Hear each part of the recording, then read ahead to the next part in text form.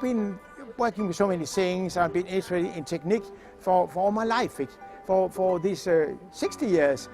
So I'm consumed all this information, and then, well, you have this fantastic machine up here. You all have it, and you can mix ideas from anything and mix them together, and something you find, something you have seen 20 years ago, and mix it with something different, and suddenly you come up with conclusions and ideas. This is about transport, and this is about how can we make all cars and trucks to run on wind energy, both from the big windmills and smaller windmills installed on top of the road, so as we have up here. Because sun and wind is the only lasting energy. We know the oil is running out, and we know that biofuel is not an option. Biofuel is taking the bread away from the poor people. I have calculated that the American type of making biofuel, you use equal to 1 bread to drive 1 kilometer in a standard car. So you'll need 10 to 20,000 breads to feed your car, and then you take the food from 100 people. So that's an option. And electric car is only for local transport. So, but you have the sun and you have the wind, and just to pick it up, and so we make this system here. And this contains of 2 big tracks with a distance of about 3 meters. And we have electric trolleys on these tracks running here, and they run on airbags, so they transport very easily with a little power. You need to make them run. They can go, say, 150 kilometers in 1 hour.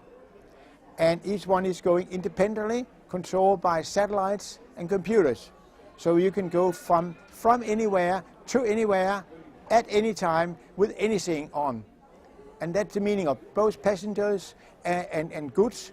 You can transport the heaviest truck, 60-ton trucks. You can transport with this system here, and buses and containers. Everything can be transported. And for example, you often transport many kilometers, maybe thousands of kilometers. There's no need to have a driver, 2 drivers sitting here and going from one end of the country to another. You just let them do another work and transport the goods. And when you come close to the destination, you put on the truck and run the rest of the road on normal roading. And the good thing is that it's cheaper. It's cheaper to do this here than an ordinary high road. It's cheaper both to construct it and to run it. So it will be a benefit both for the constructor, for those who use it, and not at least for the environment. No pollution, no noise. I made this idea because they're going to make a big highway in our area where it's beautiful nature, lakes and birds and so on. So we say, how can we avoid this destruction of nature and all this noise? And first we have a rail system in our area made 100 years ago, and here we can have both the rail, the train. When a train is passed, you have many kilometers with free track. So we can have these trolleys, and now we even expanded with these rails, as I told you, the rail alongside the train. So every time a train has passed, it's running. Then you have the trolleys coming in with passengers and with goods. When you have the plants, and the plant is standing now on the ground, on the soil, you need a lot of water. You need a lot of water to irrigate this plant, especially if they have water cannon. You spread the water over a large area, and then most of the water would just disappear, just be evaporating away, 90% disappear. So if you take these plants and the pots and take them into this, now we go down to mini scale, and we take all these plants here and we have them in pots. The plants here, you can make a construction with large sticks of posts, large posts, maybe 2-4 meters high, and if we tie it together with ropes, we cover the whole area like a spider's net. Then the plants will grow and cover the whole area, and you will, within a few months' time, you can make a green roof, your own rainforest. And underneath these leaves, we'll have a better climate, a lower temperature and more moisture.